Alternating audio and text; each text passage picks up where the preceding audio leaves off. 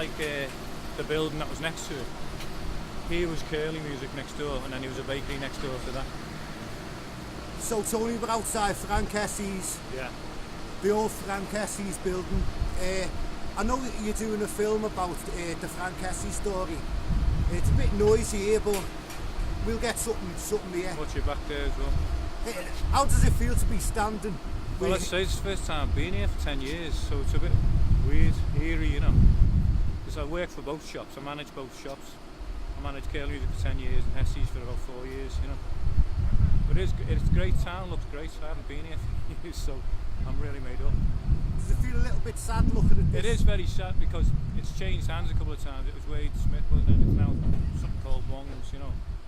But originally it was a great music shop where the Beatles went and all the Merseybeat bands, and then throughout the 80s and the 90s all the other bands, till it closed in 95, you know.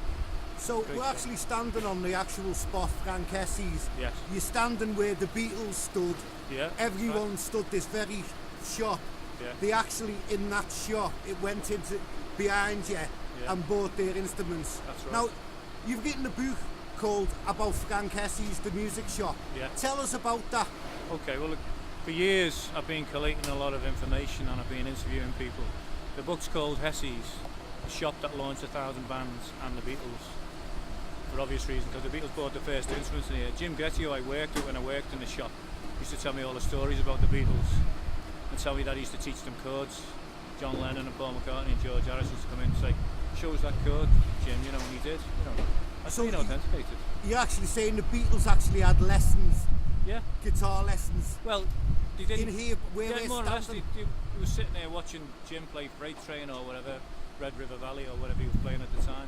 And he'd pick up on his chords. He played a lot of jazz chords, Jim Getty, and he's well known by all the musicians all over the world. Did you meet Jim? I worked with him for 4 years, and then when I worked in Curly Music, I used to see him every day when he was still working there, you know. So was there a rivalry between the two shops? Like, this was Frank Hessy's, this was Curly Music, here. Was there any rivalry, Tony, between the shops? Come on. Yeah, there was. I mean, to be honest with you, when I worked for Hessys, and they moved in on, Curly's moved in without anyone knowing, very quickly, you know. So there was a little bit of animosity there, I suppose, you know. But they stocked different equipment, generally. And we used to have snowball fights outside here, and I used to throw stink bombs in there every now and again, you know. We had a good laugh together. Well, I've got to be honest with you, Tony. My shop was Frank Hessy's because Curly Music didn't do drums. No, we did do Simmons drums later on, but you weren't into electronic kits, I believe. The only reason I ever went into Curly Music was to look at the board and to see if there was any jobs going. Now, you're actually doing a film about Frank Hessy, about this shop. Yeah. A feature film. That's right, yeah. Can you tell us a bit about that? Okay, well basically it's the same title as the book. And we're going to take the first scenes about Hessys with Jim Getty teaching the Beatles chords, you know. And throughout the film there's a young lad who grows up to be like a famous guitarist called Mick Davenport, who was in Nuts, and he bought his guitar from the shop. So we follow that through the different decades. We're also going to follow the bands out that used to shop in the Hessys to different gigs, including Colonel Bagshots over to Germany and stuff like that. And when is this film coming out?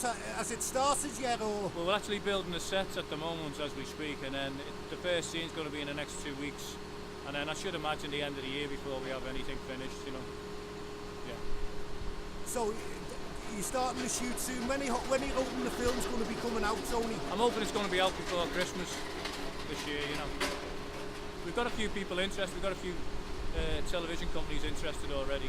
I won't say too much about that side of things, but we have got people interested in it. And it's Dave McCluskey who's been writing the script with me. He used to work in Rushworth, so there's a triangle of shops here. Obviously Hessys and Curly Music next door to each other, and then there's Rushworth, who was there before all of these shops, you know. But it was good camaraderie between the three shops in the end, you know. So there was Hessys, Rushworth, Curly's. Yeah. Are they all going to be featured in some small way in the film? Yes, they are. They are, yeah, but it's mostly about Frank Hessy's. That's correct, yes. Yeah. Now, actually, Frank Hessy's, the music shop, it's now a jeweller's.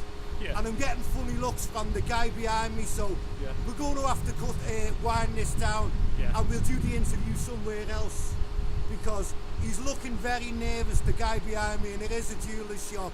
We've not come to rob the place. We've actually come to talk about Frank Hessys. So we'll leave it there, Tony, and we'll pick up for part 2 later. Thank you. Thank you.